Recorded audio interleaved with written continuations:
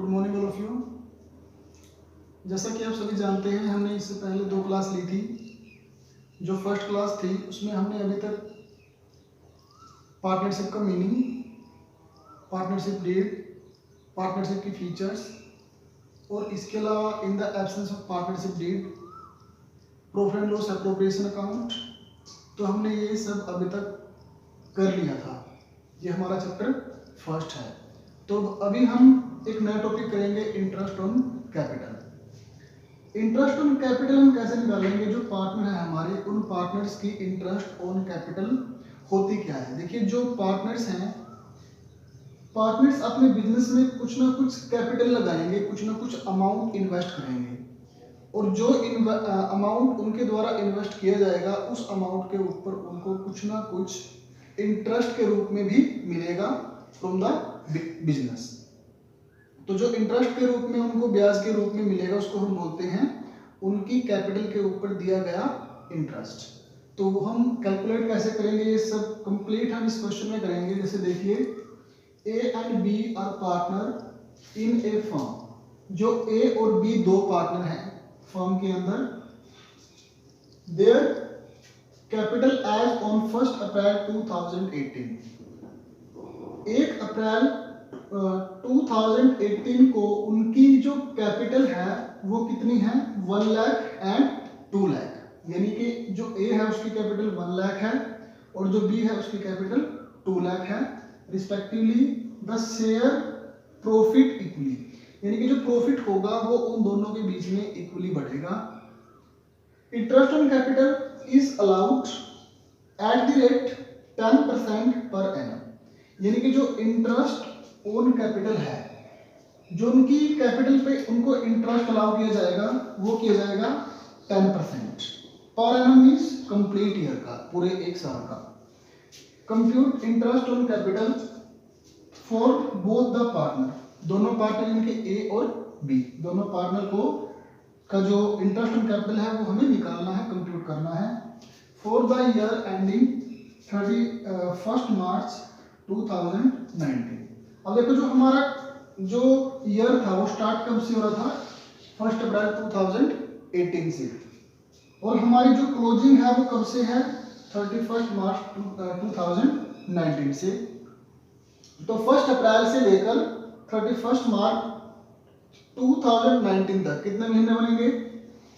अप्रैल 18 first, यानी कि अप्रैल, मई, जून, जुलाई, अगस्त, सितंबर, अक्टूबर, नवंबर, दिसंबर, जनवरी, फरवरी, मार्च, पूरे कितने महीने बन गए? 12 मंथ्स।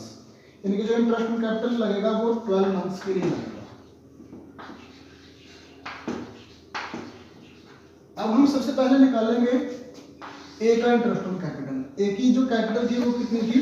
1 लाख थी। तो सबसे पहले हम निकालेंगे एस या इंटरेस्ट ऑन कैपिटल ऑफ ए। तो ए का निकल जाएगा 1 लाख। कितने रेट क्या है? 10% per annum. 10% per annum means 10/100%। है तो परसेंट के लिए 100।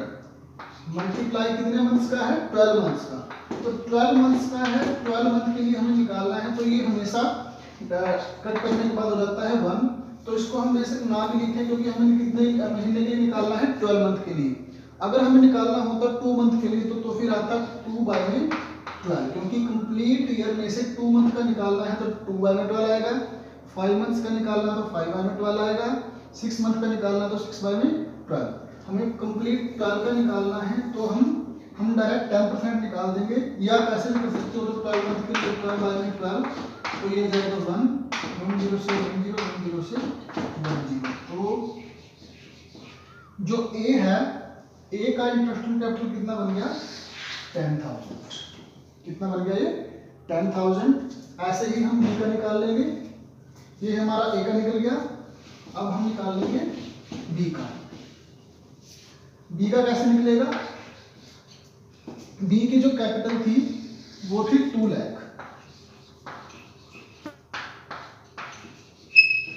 लाख थी, कितने परसेंट पर एनम?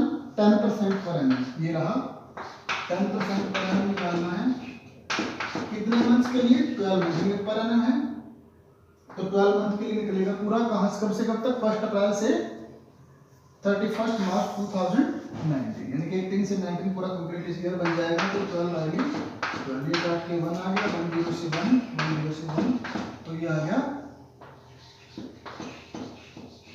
20,000। यानी कि जो ए है उसका तो बना इंटरेस्ट ऑन कैपिटल 10,000 और जो बी है उसका बना 20,000। यानी कि ये बी का इंटरेस्ट ऑन कैपिटल है और ए का कितना आया था?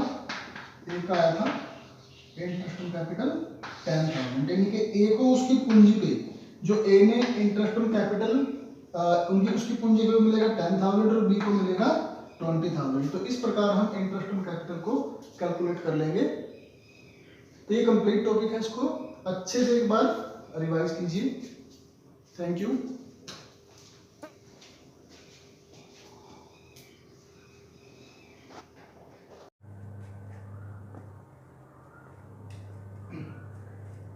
Good morning all of you.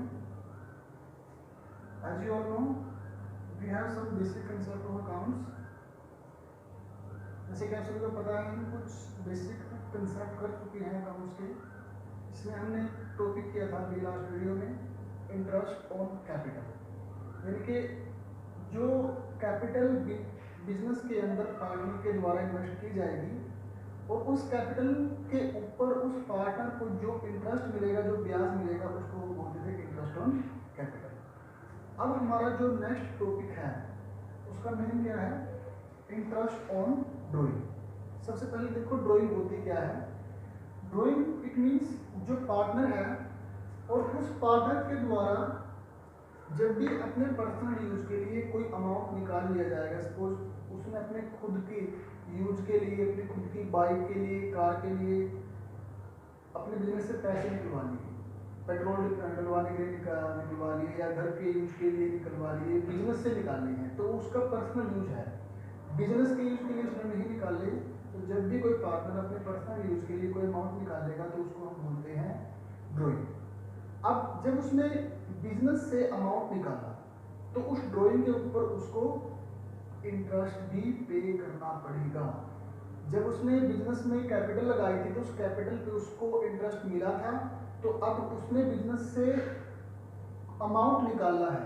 जब निकाला है तो अब उसको बिजनेस को इंटरेस्ट पे भी करना पड़ेगा उस ड्रॉइंग के ऊपर।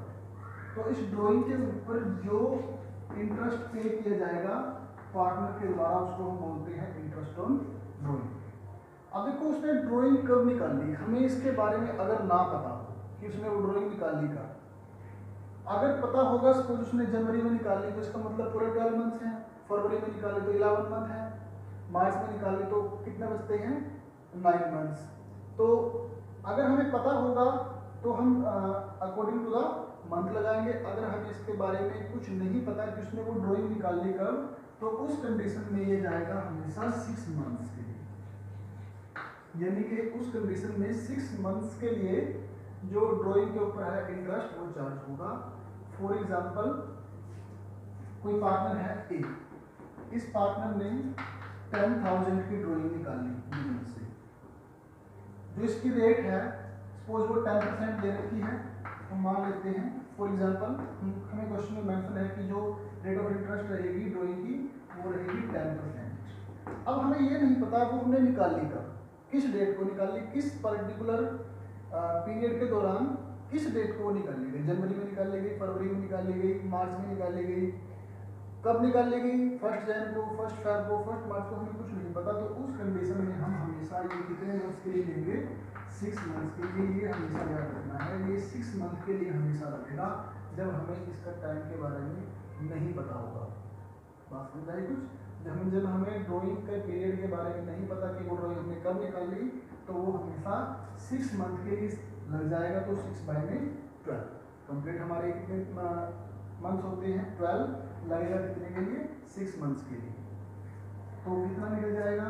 6 बाय में 12, 6 1 जा 6, 6 2 जा 12, 1 0 से 1 0 भी, 1 0 से 1 0, 2 1 जा 2, 2 5 जा 10, 0। तो ये हमारी ड्राइंग आ गई 500। तो इस प्रकार हम अपने इंटरेस्ट ऑन बोरोइंग को कैलकुलेट कर लेंगे। ऐसे ही हम निकाल लेते हैं इंटरेस्ट ऑन लोन।